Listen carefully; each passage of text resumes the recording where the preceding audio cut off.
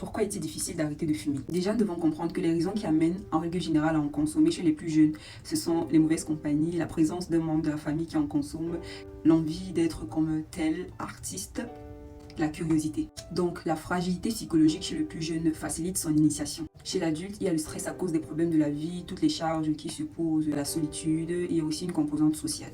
Par l'un ou l'autre de ces mécanismes, il va faire recours à la cigarette et en consommant pour sa première fois, il va se rendre compte que ça va l'apporter une sensation de bien-être et de détente. Ceci grâce à la présence de la nicotine par des mécanismes que je vous épargnerai et la personne aura envie d'en consommer une deuxième fois et pourquoi pas une troisième jusqu'à ce qu'il décide de sauter un jour ou arrêter d'en consommer mais se rend compte qu'il apparaît des symptômes qu'on appelle des symptômes de sevrage qui peuvent être physiques et psychologiques. L'anxiété, la fatigue, les sueurs, la dépression, les convulsions, les hallucinations. Ça varie d'une personne à l'autre, c'est vraiment difficile. Ils ont l'impression de mourir. Ils ne peuvent pas en mourir, mais ils en ont l'impression.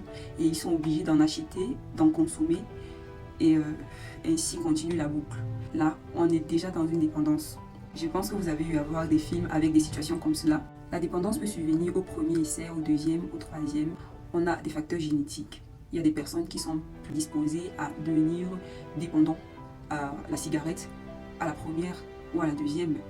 Donc, il y a ceux qui sont moins prédisposés et qui peuvent aller jusqu'à plusieurs fois de consommation sans devenir dépendants. Certains ont l'habitude d'interpeller des fumeurs dans la rue en disant que non, ce n'est pas bien, on ne fume pas. Il ne s'agit pas que de dire à une personne que ce n'est pas bien. Ils sont au courant et ils ont la plupart du temps déjà essayé d'arrêter, mais c'est impossible. Ce qu'il faut ici, c'est du suivi. Il faut leur conseiller de se faire consulter. Il y a des solutions qui peuvent être apportées à leur situation.